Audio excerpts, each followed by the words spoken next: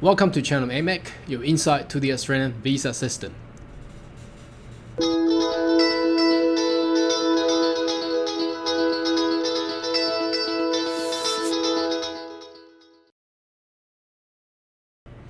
Good day everyone, my name is Carl Young, your online YouTube visa consultant. Now in this video, I would like to discuss a very commonly asked questions, whether you are interested or not, but I believe that any of your friends might have this situation. What it is, a lot of people that come to Australia, they study a trades qualifications, for example, chef, pastry cook, carpenter, etc. tradesmen. Okay, now these courses generally get you a certificate 3, 4, or perhaps diploma.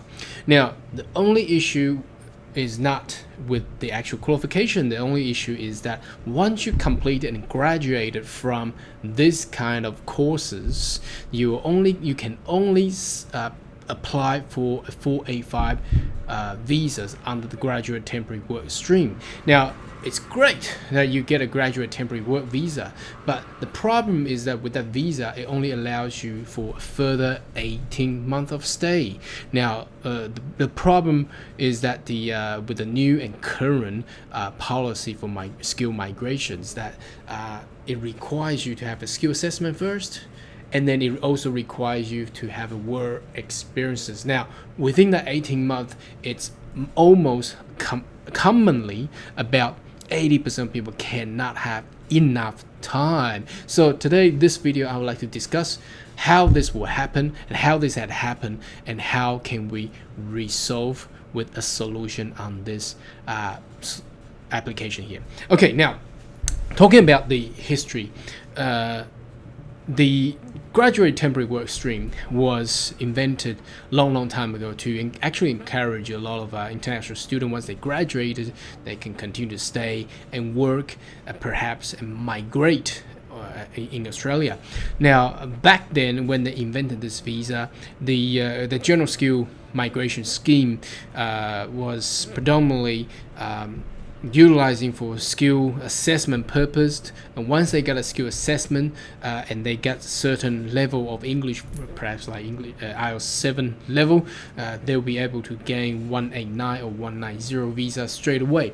Now they never imagined that in the past 5 to 6 years there has been a lot of big changes to the independent skill migrations here. You can see at the moment a lot of people waiting for EOI, and the points required to be so high, they require a lot of work experiences, and that's going to be post skill assessment work experiences. So once you get your skill assessment done, and you get enough time to get that done within your 485 visas, but the problem is, how can you accrue extra work experiences after you get your skill assessment done, because you don't have no more visa left?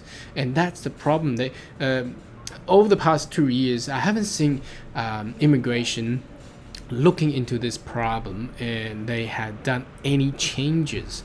Perhaps they wanted to promote more international students go to regional area and study at the level of bachelor or above, so they can actually stay there under the new PSW scheme, where they can stay at least 2 years, and in regional can go up to 3 to 4 years, but no advantage to the original graduate temporary work visa, where it still stays with 18 months, and that's the problem here. So let's look into the skill assessing authority, where predominantly a lot of people will go to Trade Recognition Australia, and they go to the Job Ready program, and this was invented back then, the old time. So it requires you first of all to complete 360 hours of employment during your vocational placement, that's during your studies. That's not an issue, that's pretty easy, but the issue continues under step 2, whereby it requires you to go beyond and you need to achieve for next year being full-time employed and achieve at least 1,725 hours within that year. Has to be full-time. And look at this, the note down here, it says a student visa with more than 4 months remaining or a training visa are not accepted for this program. Wow, so even if you hold other kind of visa and you still work there, including your working hours and work experiences, they cannot accept you. Now that's nuts. Okay, now and you go into the guideline, it has more detailed description here. So what's the solution here now? First of all, I've successfully assist one of my clients whereby we could prolong and delay the 485 visa applications. So it's a technique where we utilize the administrative appeal tribunal to go through an appeal procedures that will actually earn you an extra 12 to 18 months.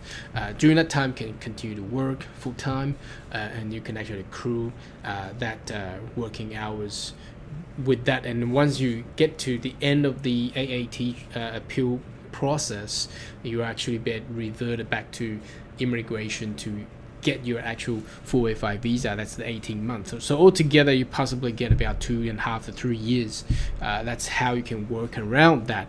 Now, but a lot of people is weary not to go through this route because it's not a planned strategy where the immigration wants you to go. So the other way to go around will be this. Maybe you should consider going into migration skill assessment straight away rather than go to a job ready program. But the problem with migration skill assessment is that it requires a post qualification experiences to have at least 3 years full time. Now and I encourage people to do this way is through that if you finish your diploma or certificate program, you can continue to move on into a bachelor degree. For example, if you get you're a chef and you're in hospitality, maybe you should consider to go through into a Bachelor of Hospitality. So Bachelor of Hospitality, once you graduate from that bachelor degree, it will allow you to actually gain a further 485 on the PSW that gets you 2 or perhaps 3 or 4 years of working visa.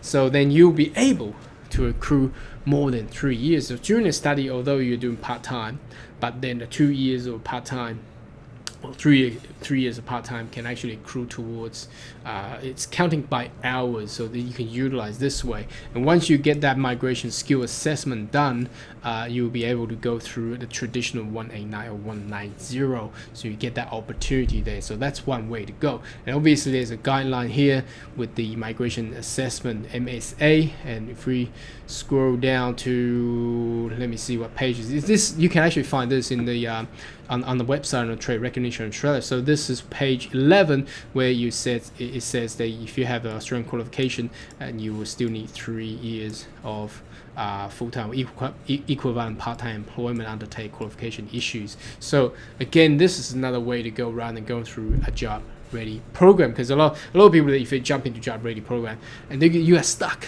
Once you get your skill assessment, but you get stuck, you got nowhere to go.